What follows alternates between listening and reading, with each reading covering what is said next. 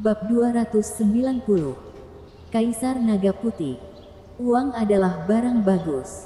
Tapi untuk para bos di dunia bela diri, uang tidak ada bedanya dengan air mengalir. Mereka sungguh dapat menggerakkan satu jari. Tak terhitung banyaknya keluarga kaya mengantarkan uang. Kaisar Naga Putih juga seperti ini.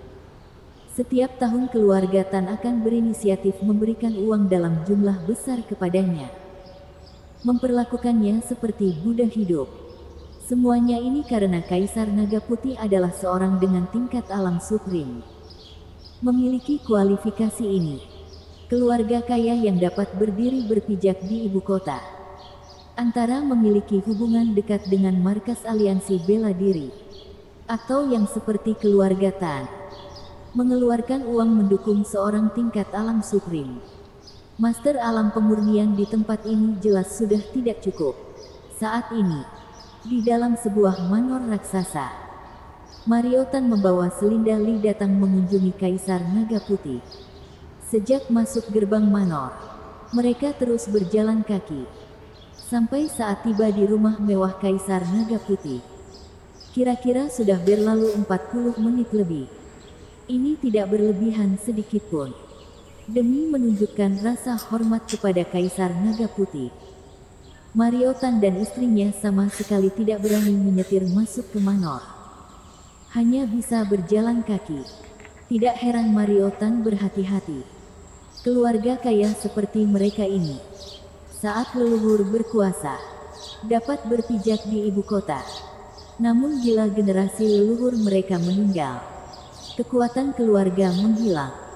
Di saat ini bila tidak segera menemukan sandaran, kira-kira akan segera terpuruk. Kaisar Naga Putih sekarang adalah sandaran keluarga Tan. Mario Tan pasti menghormatinya. Pertapa tahu. Setelah mendengar penjelasan Mario Tan, Kaisar Naga Putih tak tahan tertawa. Pertapa tahu pandai dalam ilmu tahu. Mungkin di awal kemampuannya lebih kuat dibandingkan pebela diri. Namun setelah mencapai alam pemurnian, pebela diri sama sekali tidak akan menganggap Pertapa tahu. Apalagi lawan hanya berusia 20 tahun lebih. Ilmu taunya bisa seberapa kuat? Kaisar Naga Putih seorang supreme power. Lebih kuat dari master alam pemurnian. Bagaimana mungkin menganggap Louis Lu orang kecil itu? Memintanya maju. Untuknya adalah semacam penghinaan. Tatapan Kaisar Naga Putih meremehkan. Melirik Mario Tan berkata, apa kamu yakin ingin memintaku maju melawan seorang Pertapa tahu kecil? Kaisar Naga Putih mendapatkan uang dari keluarga Tan. Tidak seperti bodyguard, melainkan mengambil dengan sah. Dengan kata lain keluarga Tan mengeluarkan uang untuk memelihara seorang leluhur. Lagi pula, Kaisar Naga Putih juga bukannya membantu keluarga Tan tanpa batas. Dulu saat keluarga Tan mencarinya memintanya menjadi sandaran keluarga Tan, Kaisar Naga Putih sudah berkata, tidak peduli terakhir dia mengambil berapa banyak uang keluarga Tan. Dia hanya akan maju 3 kali. Setelah 3 kali, hubungan kerjasama antara dua pihak berakhir otomatis. Kemampuan Kaisar Naga Putih ada di sana. Yang ada adalah keluarga kaya ibu kota mencarinya meminta perlindungan. Setelah mendengar ucapan Kaisar Naga Putih, Mario Tan tenggelam dalam kerisauan. Kaisar Naga Putih total memberi 3 kali kesempatan untuk keluarga Tan. Beberapa tahun yang lalu keluarga Tan menemui 1 kali krisis. Kaisar Naga Putih sudah maju sekali. Yaitu juga sudah menggunakan 1 kali kesempatan. Masih tersisa 2 kali kesempatan. Setelah 2 kali kesempatan ini digunakan, bila keluarga Tan tidak menemukan sandaran berikutnya, maka berarti keluarga Tan mungkin akan tumbang. Prinsip Kaisar Naga Putih adalah tidak bekerja sama kedua kalinya dengan satu keluarga yang sama. Jadi 2 kali kesempatan yang tersisa ini sangat berharga. Saat Mario Tan sedang ragu, Selinda Li tiba-tiba memeluk lengannya. Menggunakan dadanya menggesek-gesekan. Dengan manja berkata, "Suamiku, sejujurnya aku tidak tahan dengan hal ini." Suara manja ini seketika membuat Mariotan memutuskan berkata, "Tuan Kaisar Naga, aku yakin. Silakan Anda maju. Bunuh pertapa Tao itu." Mariotan sejujurnya terlalu menyukai Selindali, selebriti yang genit dan manja ini. Kaisar Naga Putih tertawa mengejek berkata, "Mariotan, keluarga Tan jatuh ke tanganmu. Sungguh sebuah tragedi." Dia bicara tanpa perasaan. Raut wajah Mariotan sedikit berubah. Namun sama sekali tidak berani melawan. Ayahnya hanya memiliki dia seorang putra. Jadi setelah meninggal, keluarga Tan tentu saja terjatuh ke tangan Mariotan.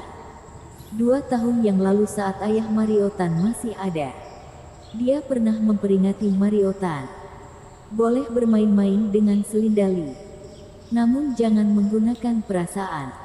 Karena walaupun Mariotan sungguh menyukainya, dia juga tidak mungkin membiarkan Selindali masuk ke dalam keluarga Tan. Di mata para keluarga kaya ini, posisi selebriti sangat rendah. Jadi setelah hubungan rahasia Mariotan dan Selindali terekspos, Mariotan memang berhenti beberapa waktu. Namun tidak sampai beberapa bulan, dia kembali bersama dengan Selindali. Untuk Mariotan, Selindali adalah seorang siluman yang menyiksa. Setelah ayah Mariotan meninggal, Mariotan mengambil alih keluarga Tan. Akhirnya semakin lancang. Langsung bercerai dengan istri pertamanya. Menikahi Selindali. Kali ini Selindali dibuat marah. Mariotan tanpa menyayangkan membuang satu kali kesempatan Kaisar Naga Putih maju. Hanya demi membuatnya tersenyum. Kaisar Naga Putih menertawakannya. Keluarga Tan jatuh ke tangannya adalah sebuah tragedi. Ini bukannya tidak masuk akal. Mariotan tidak berani membantah.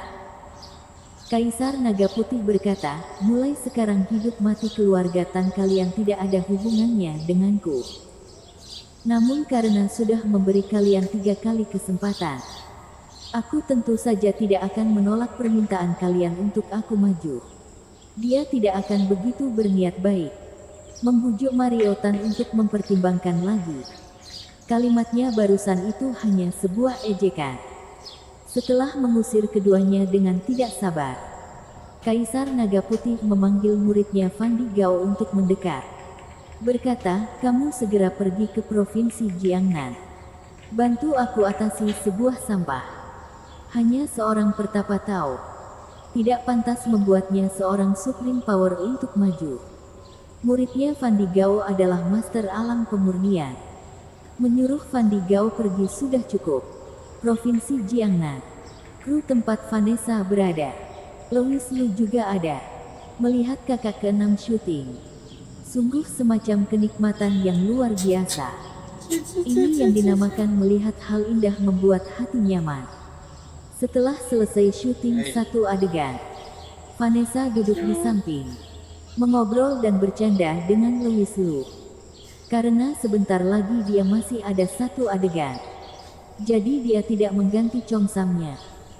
Saat duduk di samping Louis Liu, pemandangan putih yang ditunjukkan bagian luar kakinya yang indah membuat Louis Liu tak tahan berdebar.